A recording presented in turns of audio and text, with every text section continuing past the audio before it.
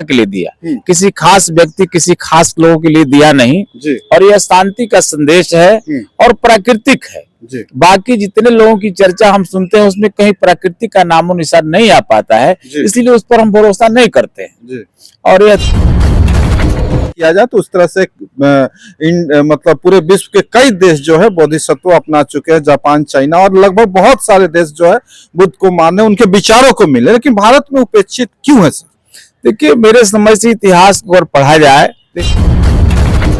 जी, सरकार का जो सहयोग है इस धर्म के प्रति किस तरह का रवैया है? जिस तरह से आप देख रहे हैं कि अयोध्या हो, चाहे बहुत सारे ऐसे जगह है और बहुत सारे जगह जहां लोग एक खास धर्म को महत्व दे रहे हैं, इसमें बुद्ध विरोधी नहीं है, समर्थक हैं, लेकिन उनकी ये मजबूरी है कि बाकी तमाम धर्म के लोगों का वोट उनको चाहिए राज करने के लिए, मुख्यमंत्री बनने के लिए, संगठन चलाने के लिए, इसलिए वो बाकी लोगों का भी विरोध नहीं कर पाते हैं और बहुत खुले तौर पर इसका सपोर्ट इसलिए नहीं।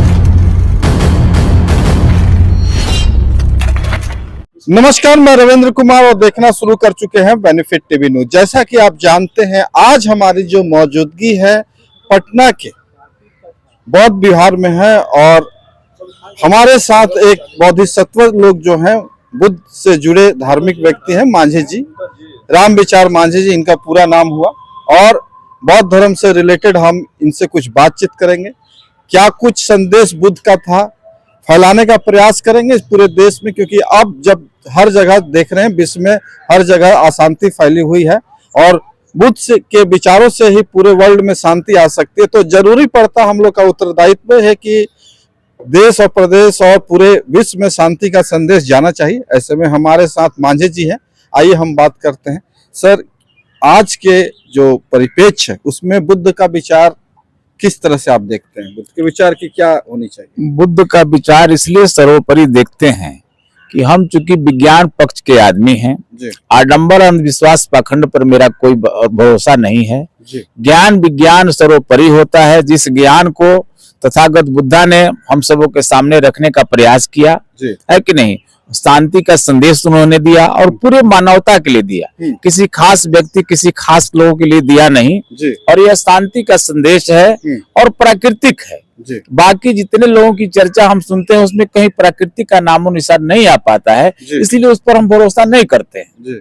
और यह देश चूंकि संविधान का है और वह संविधान का मुख्य अदा करने वाले डॉक्टर बी.आर. अम्बेडकर साहब हैं, बाकी लोग भी हैं, हम किसी का अवहेलना नहीं करते हैं, लेकिन उन्होंने जब इस देश को धर्मनिरपेक्ष बनाया है तो सबको अपने अपने आजादी है धर्म मानने का, उसमें हमारा दिल गवाही देता है कि जितने भी दुनिया में धर्म है, अगर तथागत बुद्ध के विचारों को रखा जाए तो सारे धर्म के लोग पीछे हो जाएंगे जी।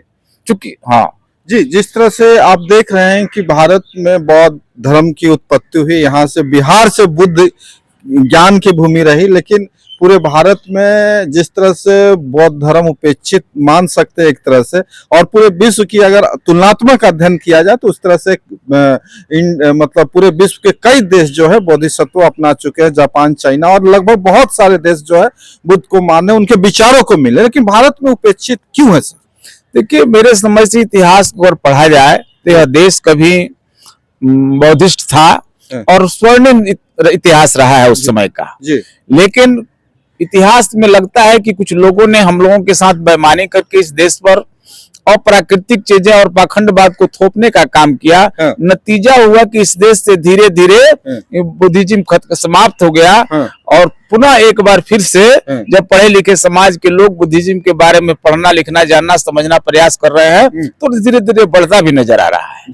जी, सरकार का जो सहयोग है इस धर्म के प्रति किस तरह का रवैया है? जिस तरह से आप देख रहे हैं कि अयोध्या हो, चाहे बहुत सारे ऐसे जगह है और बहुत सारे जगह जहां लोग एक खास धर्म को महत्व दे रहे हैं, इसमें बुद्ध धर्म को सरकार क्यों नहीं महत्व दे रही? देखिए, ऐसे देखने के लिए आप देखते हैं कि केंद्र में लगभग आज जो 15 साल से सरकार है जी उसके मुखिया अगर आप नरेंद्र मोदी जी को मानते हैं तो दुनिया के अन्य जगहों पर जब जाते हैं जी। तो वो बुद्ध का नाम लेते हैं, जी। लेकिन जब वो अपने राजपाट के लिए यहाँ आते हैं तो वहाँ के लोगों का नस उन्होंने टटोल लिया है जी। कि बुद्ध का नाम ना लेकर के बाकी अप्राकृतिक लोगों का कथा कहानी मनगढ़ंत देवी देवताओं का चक्कर देकर के उनको अपनी कुर्सी प्यारी है। अच्छा है कि नहीं? जी। उस कुर्सी के वजह से वो सही बात नहीं बोलते हैं, वैसा काम करते हैं जिससे लोग मूर्ख बना रहे, हमको वोट देता रहे और हम राज करते रहे। अच्छा, बिहार सरकार नीतीश सरकार जी ने कई काम किए हैं बुद्ध विहार के लिए। उनके काम काज और बुद्ध विहार और बुद्धों से संबंधित धार्मिक में किस तरह का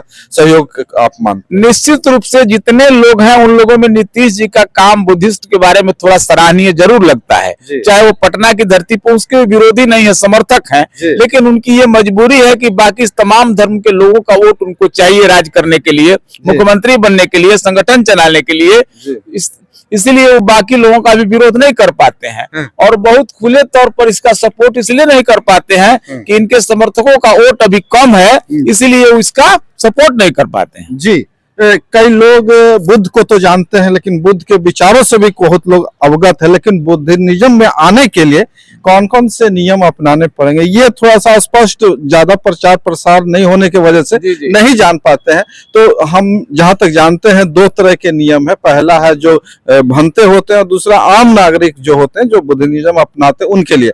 हम स्पष्ट करिए उस बात को कि कैसे लोग। देखिए, सच्चाई यही है कि ज्ञान विज्ञान इतिहास प्रमाण तर्क और तथ्य के आधार पर जो बात सही है उसी चीज को तथागत बुद्धा ने और आज के विज्ञान ने भी मानने का काम किया है।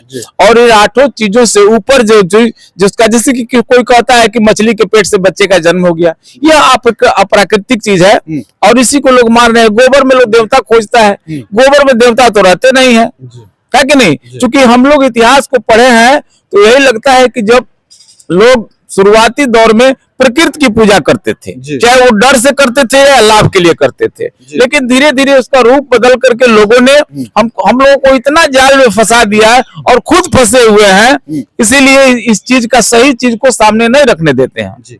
चलिए, हमसे बातचीत करने के लिए बहुत बहुत धन्यवाद। आगे भी आपसे हम राय मशवरा लेते रहेंगे।